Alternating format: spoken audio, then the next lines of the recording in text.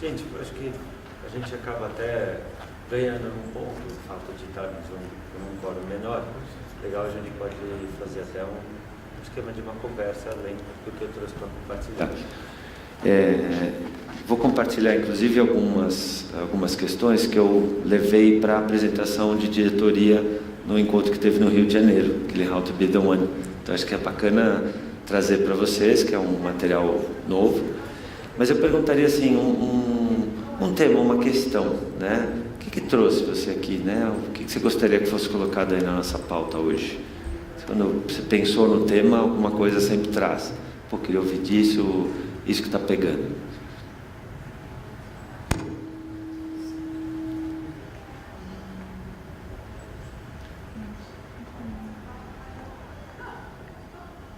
Acho até aquela questão mesmo que a gente estava discutindo um pouco hoje cedo, né? A questão da vida moderna. Né? O que nos faz trabalhar tanto, ter tão pouco tempo, estressar tanto. Legal, Né? acho que é interessante refletir só da isso. empresa? Será que é a culpa da vida moderna? Será que é a culpa dos novos tempos? Será que é a culpa da gente que não está conseguindo diferenciar uma coisa e outra? Tá. Vamos já fazer um link aí, Silmara. A gente tem um autor muito interessante, chama Richard Sennett. O Sennett é um sociólogo que estuda o mercado de trabalho. Só que ele não estuda num viés de julgar. Ele lê o mercado de trabalho. Ele tem 2 livros muito ricos. Um chama Identidade.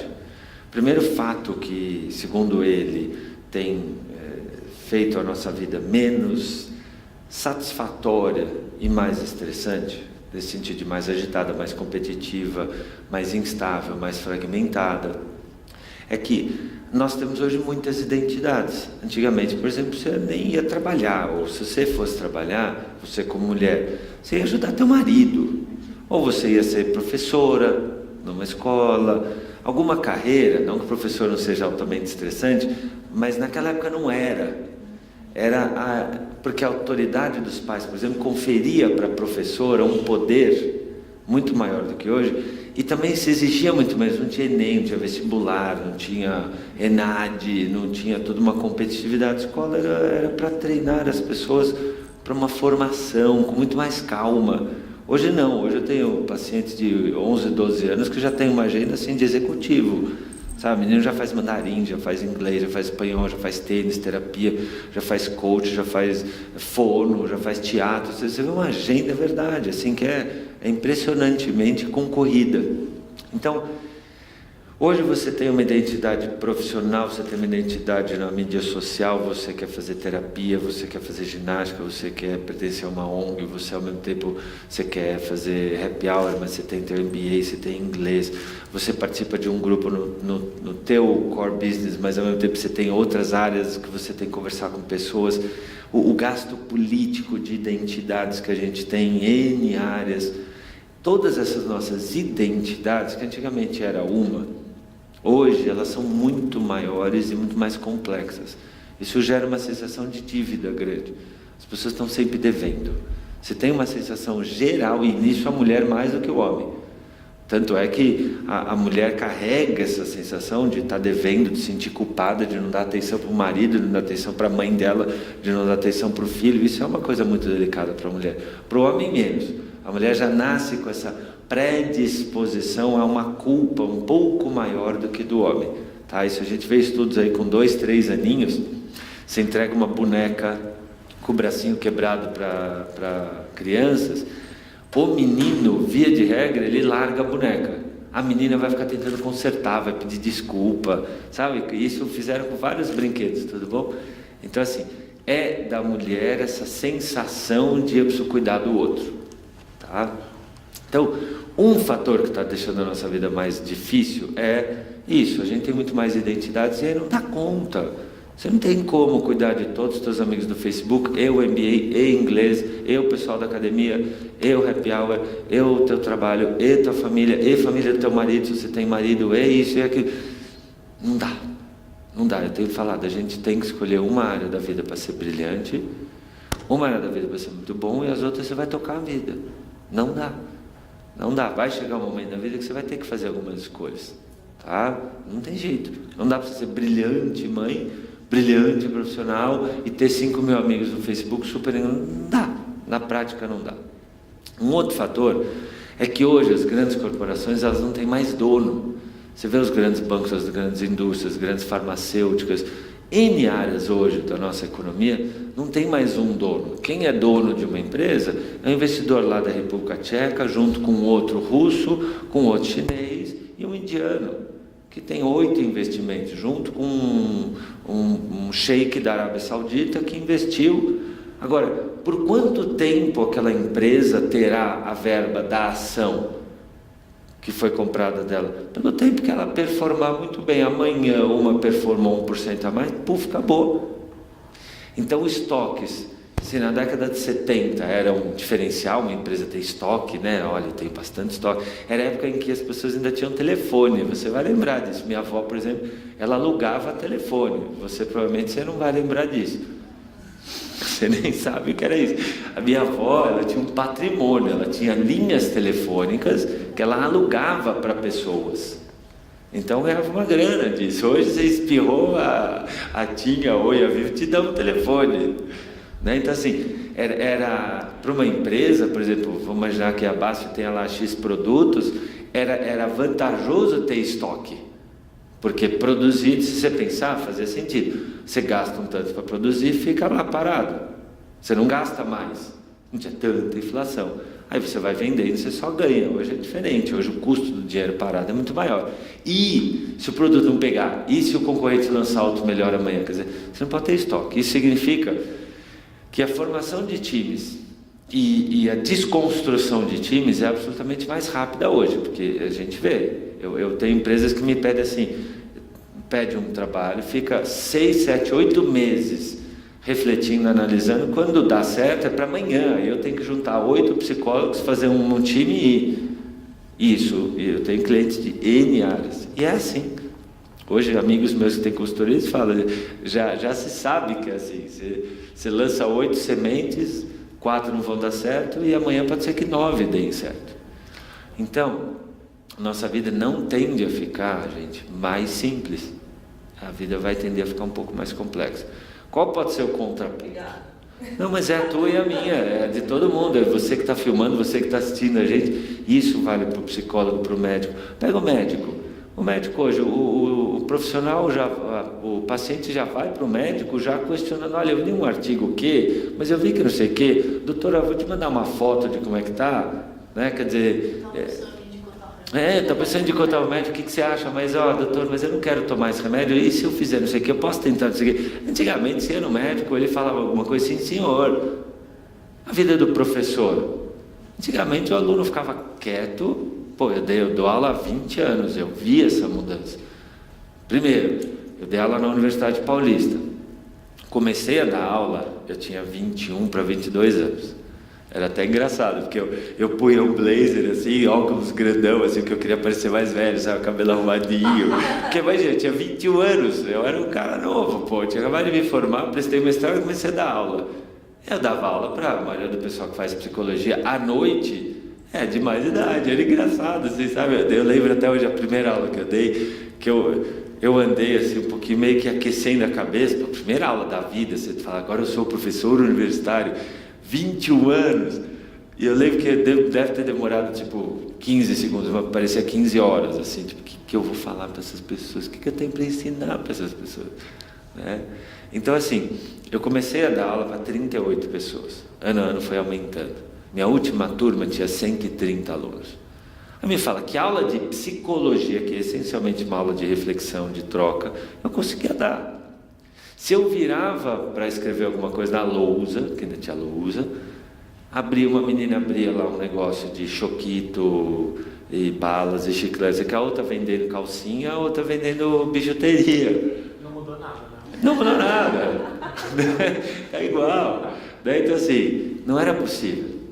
Então, hoje, todos os profissionais, de alguma forma, têm uma demanda muito maior. O que a gente tem que aprender é desenvolver perspectiva, é a refletir sobre qual é o nosso papel, porque o outro está agindo assim, é a gente conseguir sair um pouco de cena e olhar a coisa um pouco por cima. Se a gente não tiver a condição de transcender, a gente se perde na raiva, no medo, no pânico, na ansiedade, na angústia do outro. E isso é muito perigoso. A gente se descentrar. Porque num ambiente muito agitado, o que faz um bombeiro? Ele fica no eixo dele, segura a pessoa e salva. É isso que a gente tem que aprender a fazer. E esse é o nosso exercício. Esse é o nosso exercício. O que eu trouxe hoje aqui é um pouco para contribuir com essa questão. Como é que a gente pode fazer? Porque o que você passa, eu passo também. E não vai ter um cenário mais fácil. E como é que a gente conquista essa transcendência? Espero deixar aqui algumas pistas sobre isso. Essa modernidade fez com que a gente ganhasse diálogo. Nunca se debateu tanto e tudo. Hoje, para se decidir uma coisa, você tem que falar com uma pessoa, com duas, com 15, fica meses decidindo isso. Isso também é delicado e gera um estresse, porque ninguém quer se arriscar. Ninguém quer ser ou que assinou o projeto que não deu dinheiro ou que teve algum insucesso. Ganhamos mais liberdade, as crianças hoje falam mais o que querem, hoje a mulher pode assumir seu desejo, hoje uma pessoa que não está satisfeita pode chegar no chefe e dizer, de algum jeito ou de outro ela manifestar. Aliás, as pessoas pedem isso, não que necessariamente sempre se escute, mas existe uma propaganda de que diálogo é uma coisa importante. Eu não sei se desse para diminuir essa luz final, para a tela ficar melhor, seria bom.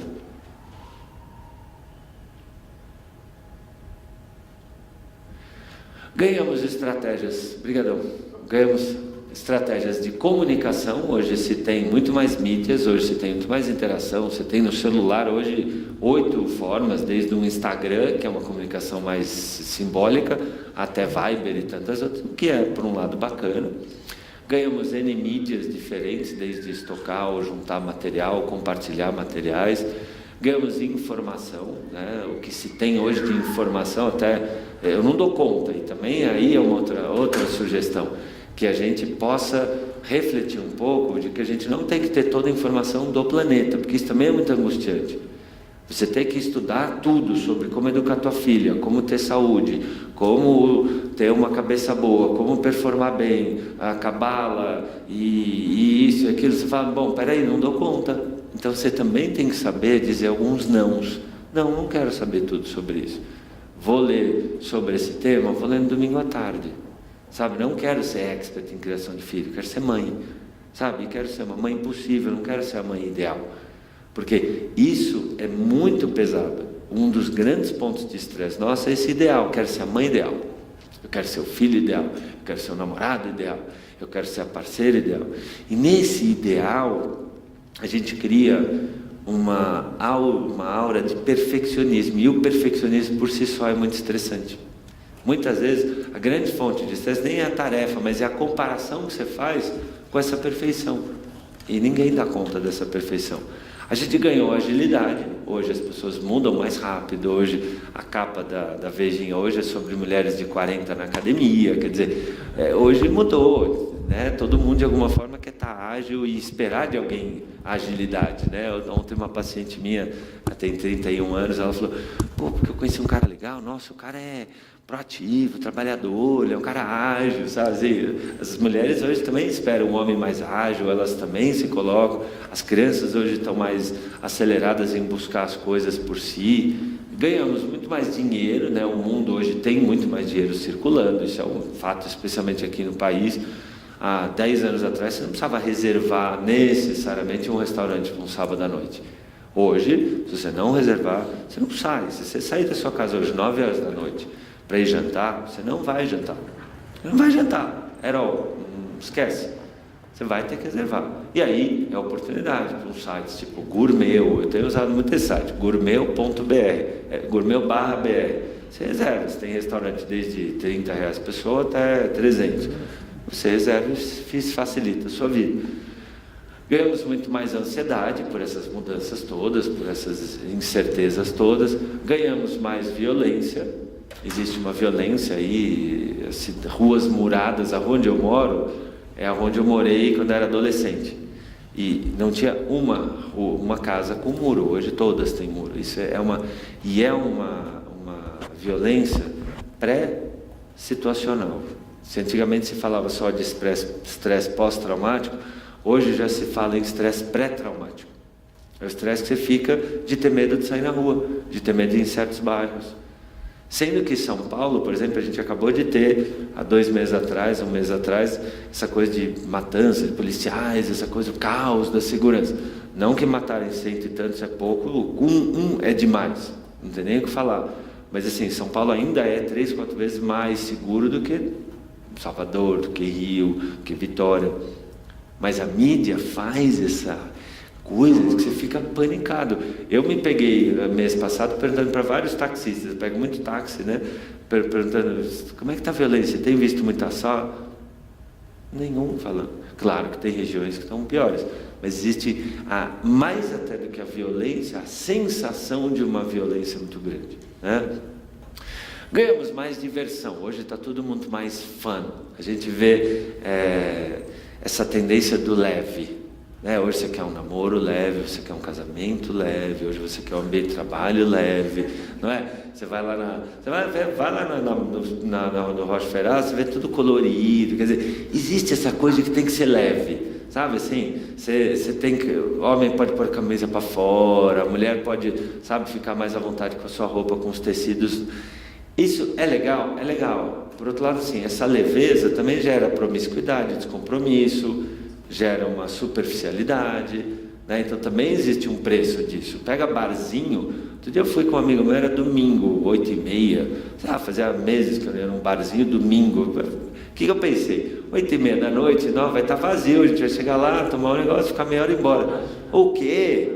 Tava um fervo aquilo lá, no São Bento, aquele tem lotado, parecia uma balada. Falei, gente, nós estamos num sábado à noite, que loucura. E ele, hoje em dia é sábado à noite, domingo à noite, tá pegando. Quer dizer, a nossa cultura, ela adora a diversão.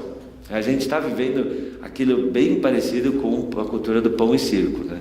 E vídeo Olimpíada, e não sei o quê, e o Timão, e Anderson Silva,